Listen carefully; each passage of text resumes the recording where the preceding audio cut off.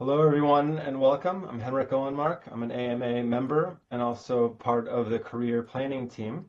And I'm filling in today for our president, Jeff DeSocio, who couldn't be here with us tonight. And if you don't know that much about AMA, we do a ton of in-person as well as virtual events, and these are all designed to support professional growth through networking, learning, and shared inspiration. You can find out more on amaboston.org and definitely sign up for the email updates so you can get heads up of things like this coming up. Speaking of things coming up, I'm super excited for today's session. I met Joel Benge through LinkedIn, which is a great reminder that really meaningful connections can come from really anywhere. When I first started speaking with Joel, I could tell right away he's a gifted presenter, super creative guy, and he makes things happen.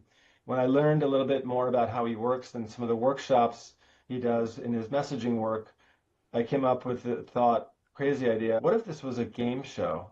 Joel immediately said, yes, let's do it. And so you're going to see some magic tonight. We're absolutely thrilled to kick off this first inaugural Message Therapy live with you tonight. So without further ado, I'm going to pass the mic to Joel.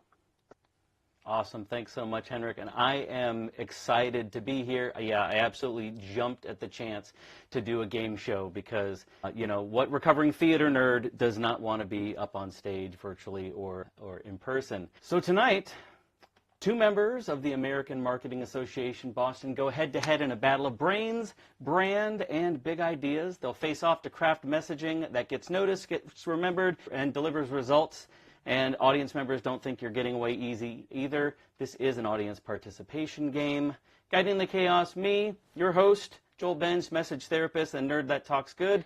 This is Message Therapy Live, where great marketing gets made under pressure. That's right, I brought my own. I brought my own applause. It's okay. It's okay. I'm super excited to be sharing this with you guys tonight. What we're going to do is we're going to go through a couple exercises. I'm going to expose some new ideas to you, but just to level set, just to make sure that everybody is on the same page, what I'd like to do is just start with the basics, and that is brand and marketing architecture. Now, I know this is the American Marketing Association. You're probably familiar with a lot of this, but I just want to go through this very, very simple chart here. We're going to be talking about strategy and expression. And if you'll just hold for a second, this was a simulation because although I can't see all of your faces, I do suspect that this is what most of you are looking at your screens at right now. All right, this is what I like to call the blank stare moment. And so what we're going to do tonight is we're going to go through some exercises, some games, and we're going to figure out how to conquer this. I'll introduce myself and my background in just a minute, but I'd like to really tell you that this isn't exactly a marketing presentation, although this is the American Marketing Association. This is just about messaging and communications in general. And sometimes we as marketers tend to forget things. So the first thing, and I work with a lot of very, very technical organizations, people who have very complicated sells, and I find that one of the reasons that we get that blank stare moment is just depth. We go too deep too fast. We know our stuff really, really well. We make a lot of assumptions that other people don't. And so, again, we tend to overwhelm, just like that demonstration that I did at the beginning with that chart. Wow, throw that chart at you, throw the white paper at you. Wouldn't you like to buy what I'm selling, right? The other reason that sometimes messaging tends to fall flat is because we focus on design over sparkle over substance. We throw it over to the designers. We say, we'll let the creatives figure it out. Right, and as a former brand and marketing strategist, guilty, obviously.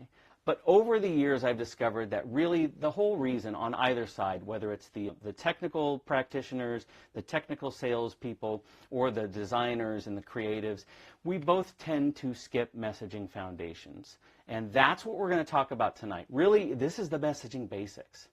And you're probably asking, who is this weirdo with the glasses and the yellow jacket? My name is Joel Benge. I'm a message therapist, not a typo. I'm a recovering theater nerd. I have worked with companies from Nickelodeon to NASA, but then I accidentally became an IT guy, and it was just, I was going to say downhill from there, but no, it was uphill from there. I spent several years at the Department of Homeland Security doing cybersecurity work until somebody goes, you're a nerd, but you talk good. and then I ended up in branding and marketing. And I'm very happy to announce, and don't all, you can hold your applause for this, that I've just released my very, very first book, How to Be a Nerd That Talks Good. It's basically my life story, and it is all the stuff that I'm going to take you through tonight. But before I get into that, I'd like to tell you a story about how I had this discovery, and I'd like to tell you a little bit about where all this comes from. When I was at the Department of Homeland Security, the gentleman who hired me there left to go to the White House, and one day he calls me in and he goes, I would love to tell you what I'm doing. And I'm like, yes, he's bringing me up to the White House. I'm going to go work with the big team. And he goes, I quit the White House. I'm like, what are you talking about? He said, oh, I finished my PhD. I founded a cybersecurity company. I can't explain it. I need to bring somebody in who can really cut to the root of the story. And I said, what's the pitch? Give me the pitch. And this is what he said. It's a self-defending artificial intelligence multinodal network using the behavior of eusocial insects. It's an ant swarm that tells you where you're going to be hacked next. I thought that was kind of interesting. I came on board as Director of Comms and Marketing, and life was pretty good. I thought we had a really good way of explaining what we did.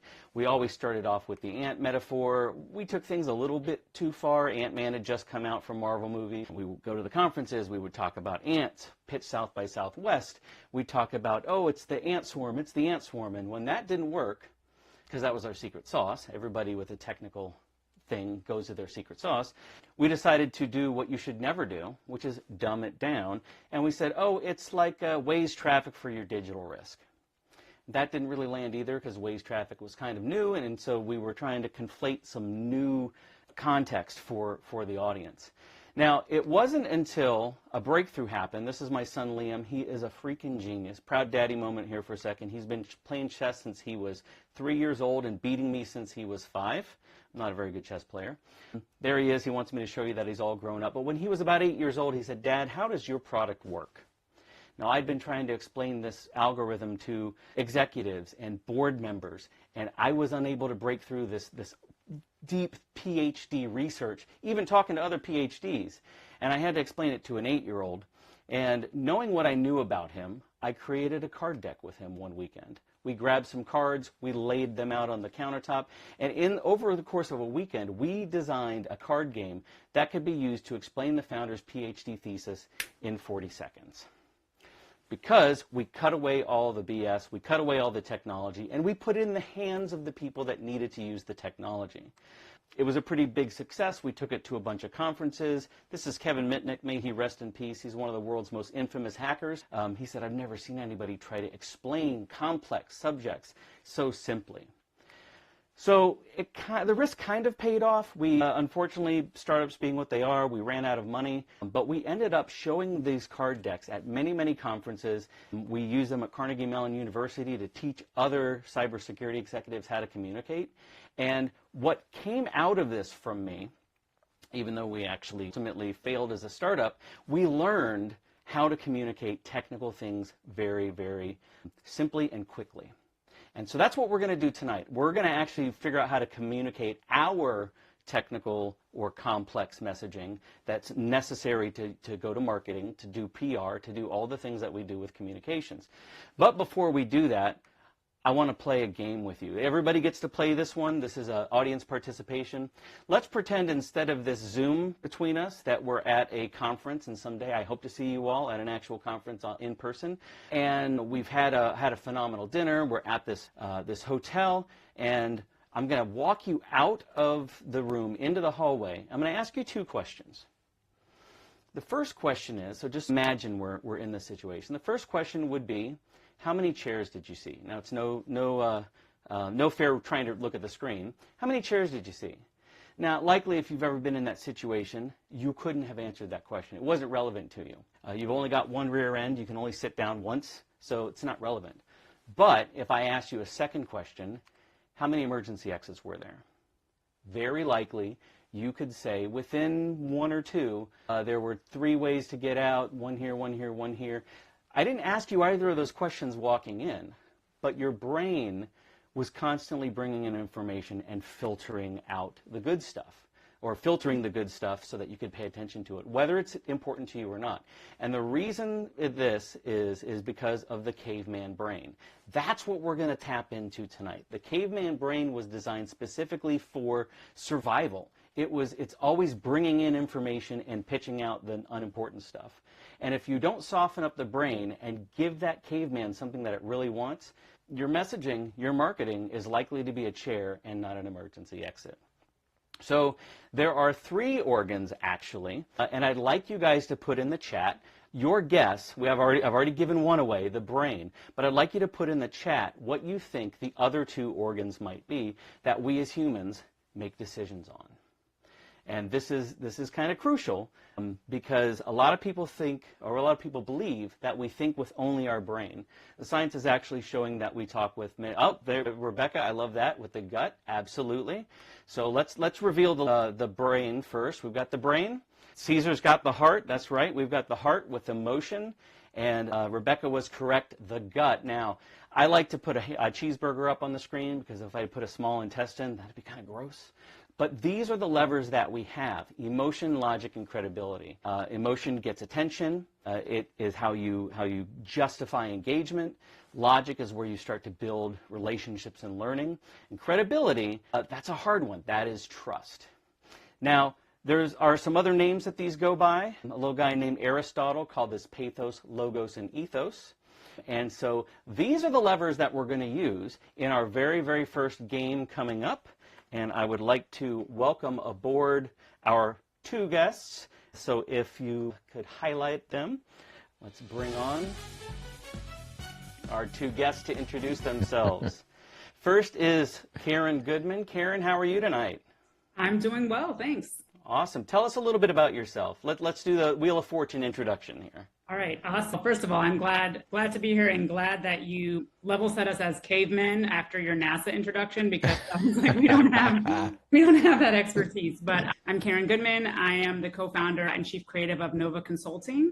We are a marketing consulting company that works to help businesses really translate their why and kind of turn their purpose into profit. I have spent most of my career in advertising and marketing at big agencies like RGA and boutique shops like Johannes Leonardo, and a little bit on the brand side. I'm at Under Armour and at Bose, many different cities, but now residing in Boston, and proud mom of a 3-year-old who is probably smarter, probably could do better than I could in this. And we talked to Joel about a fun fact. Fun fact.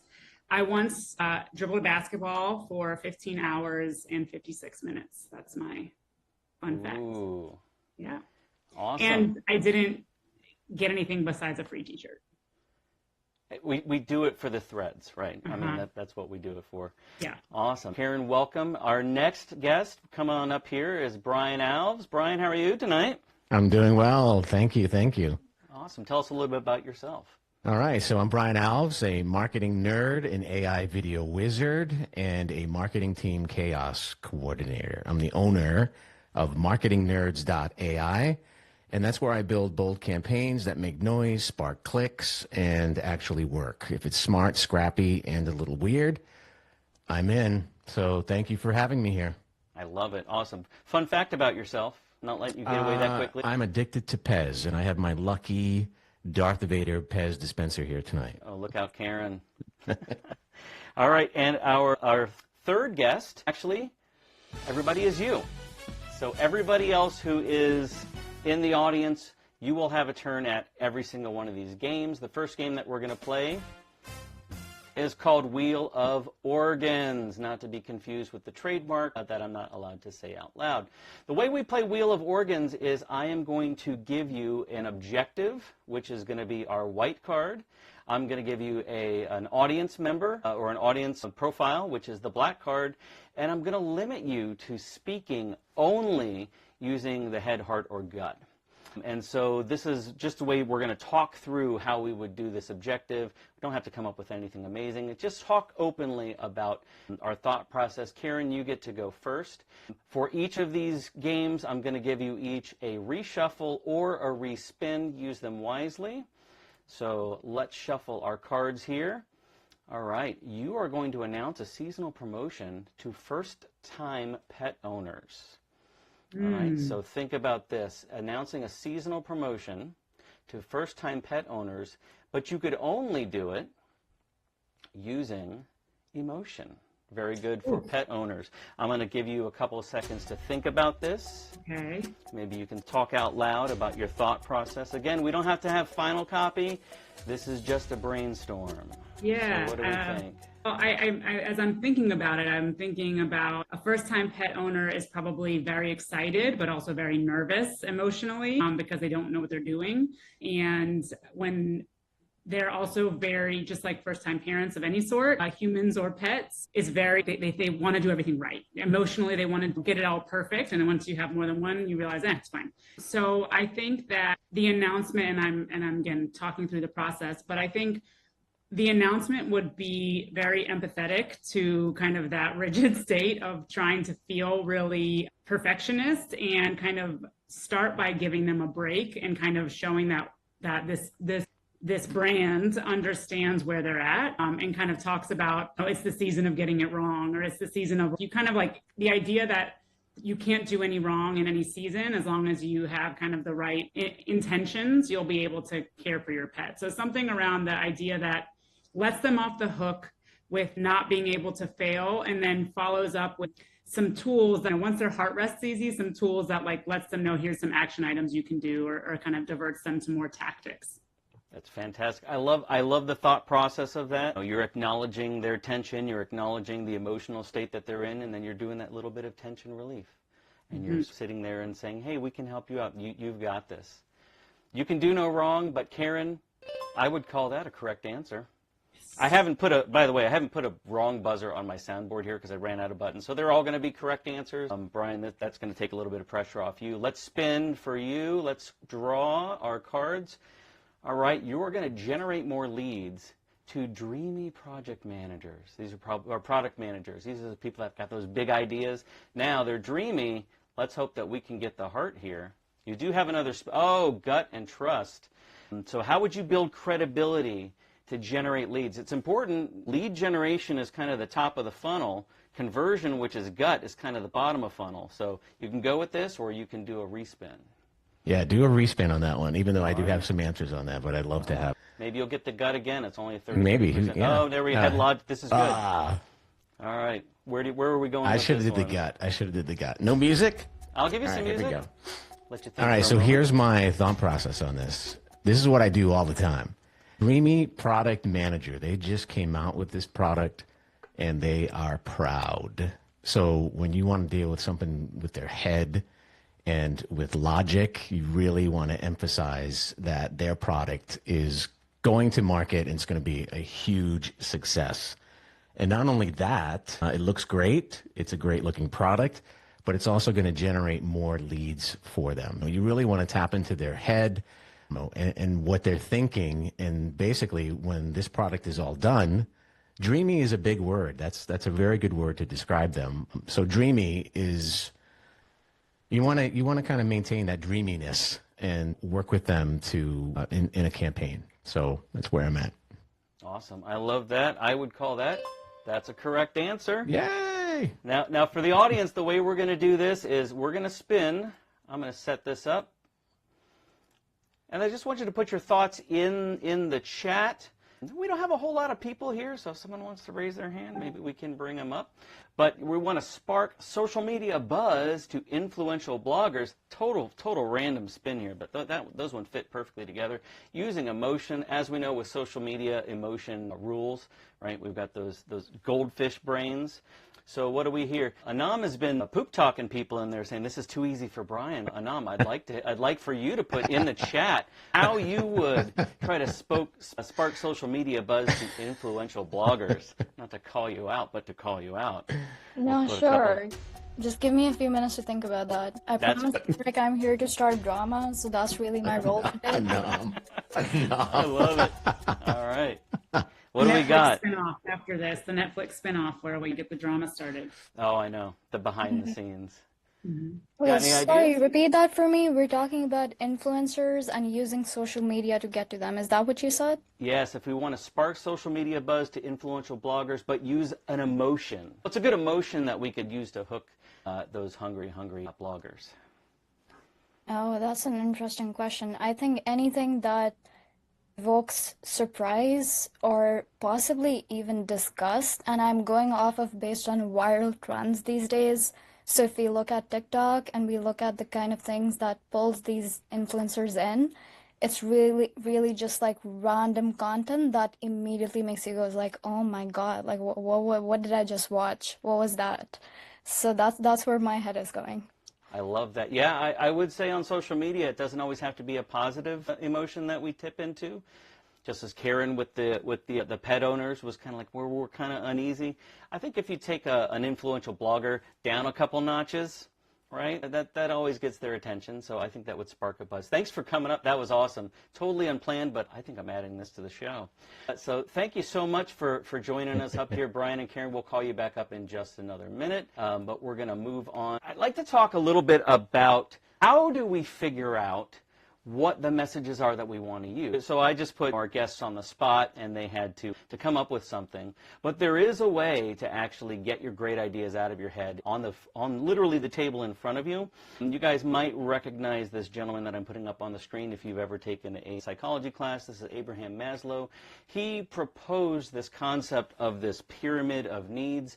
Basically, for those who don't know, he basically said you can't get to the top of the mountain, self-actualization, self-esteem, until you've taken care of physical needs, safety needs, etc.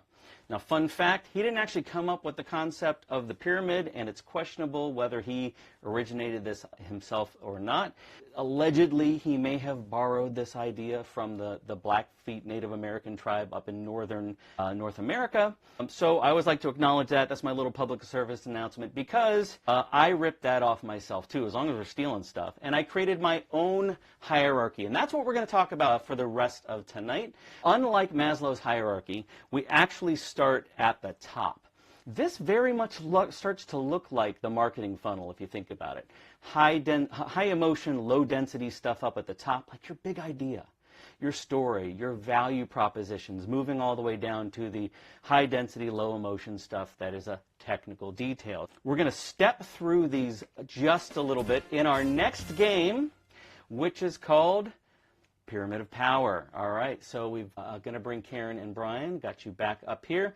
The way Pyramid of Power works, now I didn't exactly give you the definition or the way all of those levels work. This is on purpose. We're going to dig into it a little bit more. But the way Pyramid of Power works is I've got a set of 6 cards. We're going to spin a random company here. The company is Glow Nomad. It's AI-powered lighting systems for camper vans. Van life is getting very popular. We have 6 cards to choose from, numbered them 1 through 6, and on the right-hand side we have got that pyramid. Now, we're going to go back and forth between Brian, Karen, and then the audience, and we're going to see if we can't build this pyramid. We're going to try to do it from the top down.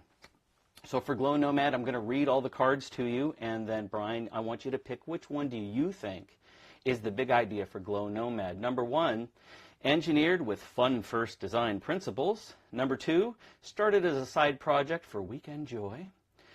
Number 3, brings smiles in less than 5 minutes. Number 4, happiness is a feature, not a bug. 5, sparks of happy. Or 6, 5 stars across Playful Products Marketplace. Brian, which one of these do you think represents the best big idea? The big best takeaway. big idea, the best one, I would say is, I'll say, number 2. Number 2. Yeah. Well, that's a story. Ah, okay. So let's flip that back over. Karen, this is your opportunity to steal. Which one of these do you? There's no stealing. I love a lot. I watch a lot of Family Feud, so I throw that in the language. Yeah. I'm going to go with number 5. Number 5, sparks of happy. That's a mantra. I'll actually talk about what a mantra is in a little bit. How about the audience here?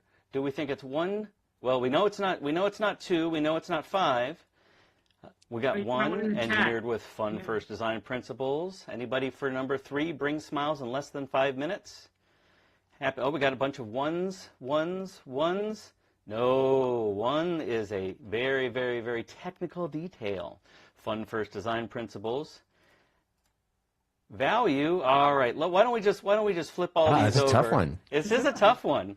This is a tough one. I think we'll do one more. So I will go through and describe what all of these levels are, but if you start to think about it, If I reset the cards, we want to start over here. Happiness is a feature, not a bug. That's just kind of your big idea. It's the thing we want people to walk. If they walk away with nothing else, what's the one thing? And most companies are running around there with 4 or 5 different big ideas, confusing the marketplace. And then story, that's how we contextualize and tell people where we come from. Value propositions, so again, not mission, vision, values, but those value propositions. Our mantras, proof points, and technical details as we start moving down. Someone's drawing on my screen here. All right, let me see if I can make that all go away clear. Yeah, no, maybe not. Maybe we can't make this go away. Anyway, let's do another company. Let's spin one more up here. Reset the cards, spin up a new company. Noodle Loop. All right, we'll do this one and then we'll move on. Noodle Loop, AI-generated noodle recipes for every mood. I swear we could probably launch this overnight and make $1 million. Let's see. Number 1, turns routine moments into little celebrations. Number 2, created after too many dull Monday mornings. Number 3, powered by mood adaptive AI. Number 4, stay curious. Number 5, joy should be a part of every day. And number 6, top trending gadget on Joy Hub. Now, I don't even know what any of these are. Brian, what do you think? What is our big idea? I'm going to say 1. I'm getting the gist of this. Ah, you're kidding me. So 1 is, what are we getting out of this? I'm just going to release right, this one. Okay, big ideas. Joy okay. should be part of every day. How about Karen? What do you think? Which story do you think this is? Probably number 2. Number 2, that's correct. Number 2, created after too many dull Mondays. Let's go to the audience. We know what our value is. So what do we think a mantra is? And again, I will describe what a mantra is in the next game. What are we getting out of that? Stay curious. 4, I'm seeing number 4 in there. That's right. A proof point, that would be top trending gadget on Joy Hub. That's how we get that great credibility. And then the last one, the boring one, powered by mood adaptive AI. We want to introduce it top to bottom in that order. So everybody give yourselves a round of applause. Those are all correct answers. Now, I'm not going to go into this in depth, but it's also very important to deliver a message at the right time to your audience. As you'll see, we've got the audience journey along the bottom here. As we move from unaware through interested, through commitment and advocacy, etc., things are going to change. Things become more important. So right off the bat, first introduction, big ideas and stories are the most important thing. And as people are starting to make decisions, we then start delivering them that lower information. Now, of course, the big question is, how do we figure out what all these messages are? I'm going to step you through that, but first I want to tell you, like any good game show, there is a play-at-home version. Just to make it easier for you to get all these thoughts out of your head, I've designed the message deck, and that's what we're going to step through right now. So, for example, as we're going through these levels, the big ideas right up at the top, those are the things that we want people to walk away with. And those, we can just prompt ourselves and ask them using some of these cards. I'm going to show you an example. For example, hey, what is something you would want to change about your industry? A lot of times I'll be asking people, what's your big idea? And they'll say, we're a cloud-based identity access management solution. No. That's not what I want you to be thinking about for a big idea. I want you to be thinking about something big. What's something you would change about your industry? What opportunity do you see that others don't? Or what or whom do you advocate for? Now, you'll notice when you look at these cards, each of these has a different objective: emotion, logic, and credibility. And each, as we go down through these cards, you're going to notice that those objectives tend to change in their focus. And again, there are a lot of cards in the system. I'm just going to go through a couple and show them to you. So, big ideas, the big takeaway, what we want people to think of when they walk away from our website, from our early presentations. Stories. This is how you connect to the audience. This is where you contextualize what you do. So I'm not talking about the hero's journey or things like that, very popular, but I'm talking about put a name to the industry bad guy that nobody talks about. Talk about the tension between your consumer and their stakeholders. Or introduce your solution like you're at a cocktail party. So if you think about an elevator pitch, it's like, I'm going to lock you in a metal box for 35 seconds until I read these bullets off to you. I would much rather you introduce yourself like you're at a cocktail party. So again, stories are how we contextualize.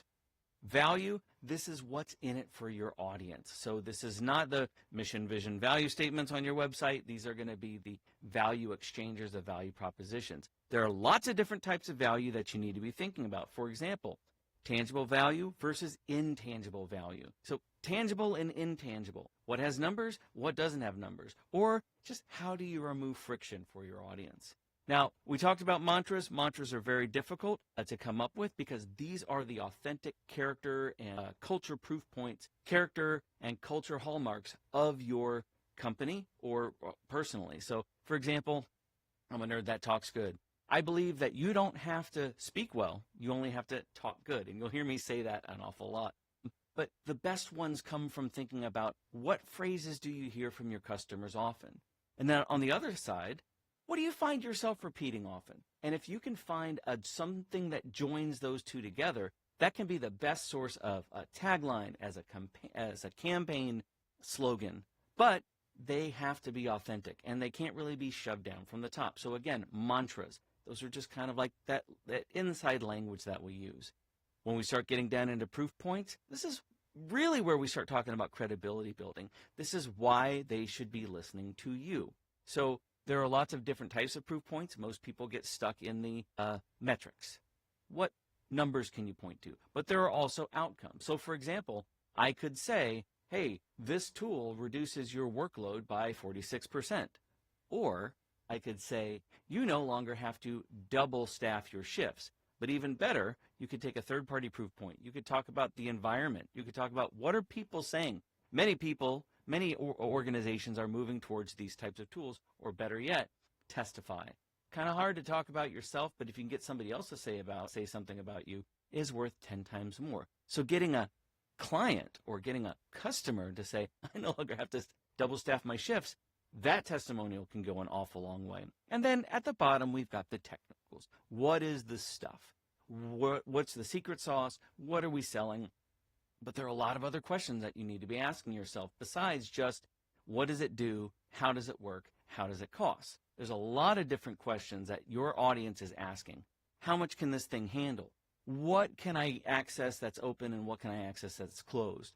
How do I install this thing, or how do I even use this thing? Or where else can I plug this into my workflow? So again, having these cards and having them all at your hands and working through each of those levels, using those prompts can give you those messages. There's a lot more about the cards in the book, and you can get the book right now. This is the commercial break. It goes into everything that I've talked about in a lot more detail. And right now, if you comment #book and put your first and last name in the chat, we're actually collecting for a drawing after our next game. So go ahead and put that in the chat.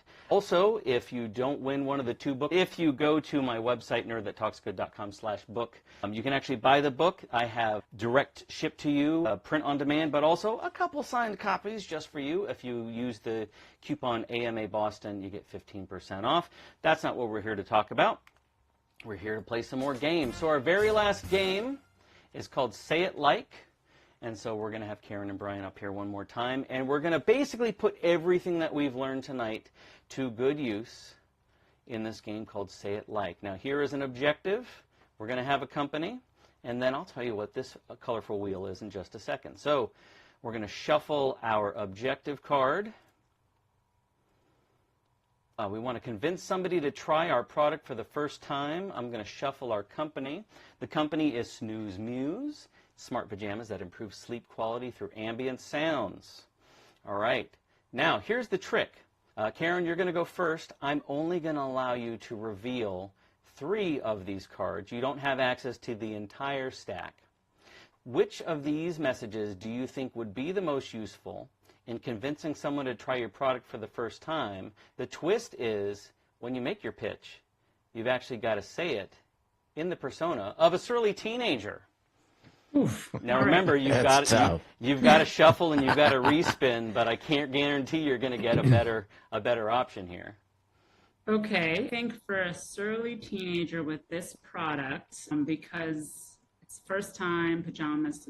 Okay, I think I'd want to do the big idea, the value, and a proof point. And a proof point. Very good. Okay, So, the big idea, small moments can spark big smiles. The value delivers playful experiences that stick. And the proof point, as seen on the Daily Whimsy podcast. So put on your best surly teenager voice. And how would you convince that audience to try a product for the very first time? I'm terrible at impressions, but before I get to the voice, just thought process. Teenagers don't care about much. So I think the big idea and even the value doesn't seem like it's going to be that important to them. Also, because they feel very like too lofty for them. I think I'm not sure what the Daily Whimsy is, but if I were to lean into something, it would be like, hey, teenagers care about status and other things that other people care about. So I think if I was a surly teenager, I would be like, hey, did you see that thing on the Daily Whimsy?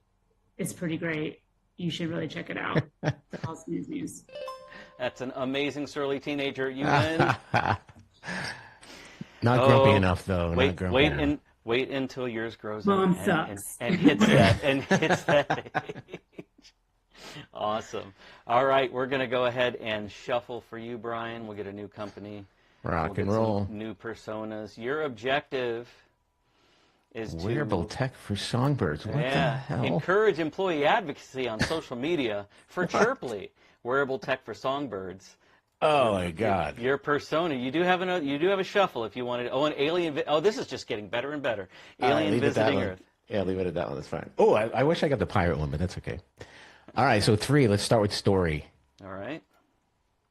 Value. Created after noticing life was too serious. A value turns little routine moments into little celebrations. And I'm always on proof, so let's do proof point. Proof points. Now part of 10,000 daily routines. It's a good number. All right, so I got to encourage employee advocacy on social media for the company Chirply in an alien voice. Yep. Oh, boy. I'll give you a couple seconds to think about it here.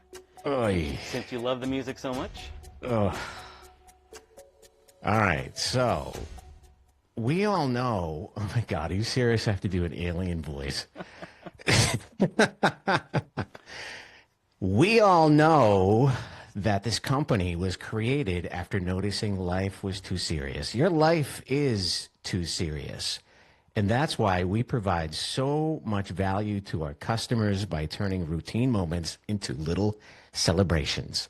So why don't we all share this on social media and let everybody know that we're part of 10,000 people's daily lives. Please do that. All right. I love it. I was so distracted with that voice, but that's okay. That's all right. See, it sounds like your regular voice, if I'm being honest. Yeah, so. it was. I'm an alien visiting Earth. I was going to say breaking news right here. All right. Let's go ahead. Let's throw something to the audience here. Let's do a new company, new personas. We want to get customers to complete their onboarding for Toasty Tales, interactive bedtime story app for kids and adults. And we're going to be saying it. Any ideas in the chat as we would say this as the royal advisor?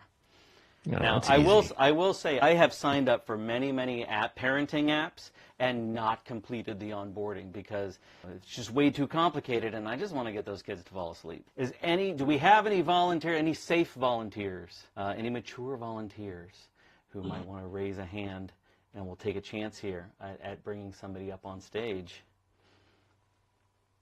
If not, I might have to do this for myself. I'll give you my thought process on this one. So again, as a parent, completing onboarding, signing up for an app is not really it's not really in my wheelhouse. But what you want to do is probably remind them of the value. You want to remind them, give them a proof point, and I would say a story. This is not the story that I would use. The British voice. Oh, I have to do the British voice. You're right. Rebecca, I'm sorry. Now, I'm gonna call an audible here as the ghost. I'm gonna come up with a different story than the founding story, and I'm gonna suggest we do a story that is contextualizing, where we're actually putting the product in the life of the parent. So I might say something like this: when I'm putting my prince and princess to bed, I have used Toasty Tales, And believe me, it did deliver those playful experiences that stuck with us. And I have now mandated it across the land, and it is helping to create thousands of new family traditions across the kingdom. And I'm going to give myself some applause and a correct for that. Awesome. Now, I want to thank you guys for joining me. What do we do with all these prompts? If we're doing all of these prompts and we're throwing those cards at us, how do we come up with those ideas? The process that I bring people through, and I don't have the time in our last 10 minutes to go through, but it is in the book, it's a four-step process. Number one, we're going to be selecting our prompts, either using the cards, either being randomized. So again, rolling dice, randomly shuffling cards, mud wrestling, whatever have you. Collecting the input. So this is really great in teams or solo. Solo because you can answer the same question on multiple days, because we're always different people on multiple days. Or if you're doing this as a team exercise, the secret is I don't let people talk in my workshops. We're literally throwing these cards out and they're writing down the answer. So we're collecting all the input.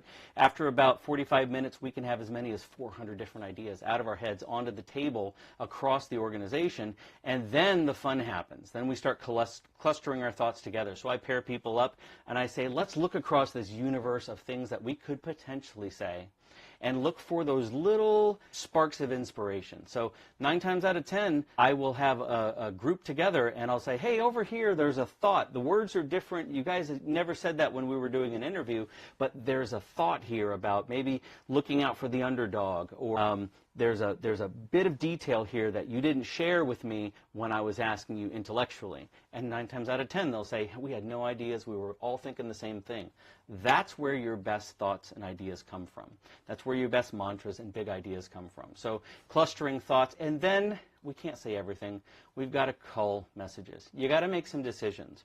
Very important if you're a smaller company and you've got leadership and they're not in alignment, they're talking against each other, you've got to actually present options. Option A, option B, we can't be both.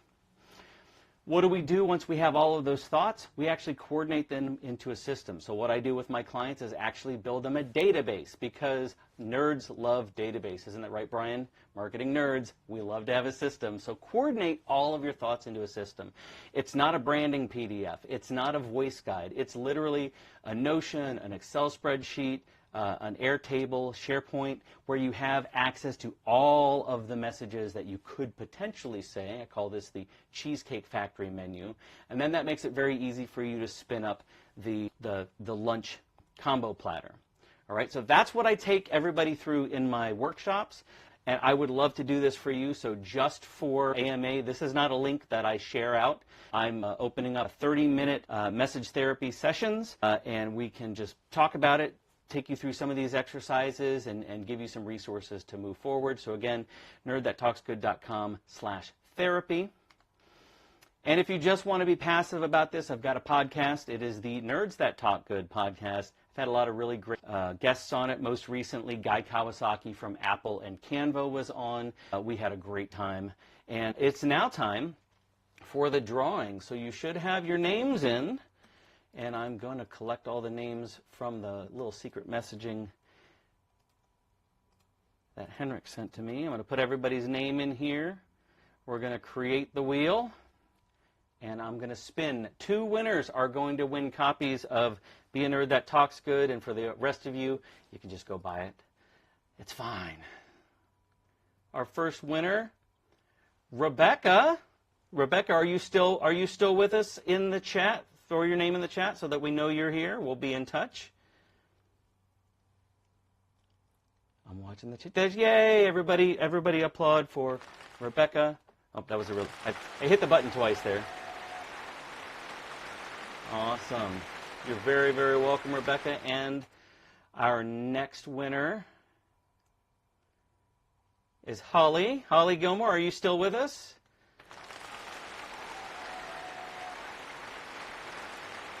Let's see if Holly's still in the chat. We'll reach out to Holly to let her know that she has won. Thank you so very, very much, everybody. Oh, I didn't mean to click over to Kik-O-Matic. I want to say thank you so much for joining me. Again, my name is Joel Benj, Nerd That Talks Good. And remember, you don't have to learn how to speak well. You only got to know how to talk good. Thanks so much, everybody.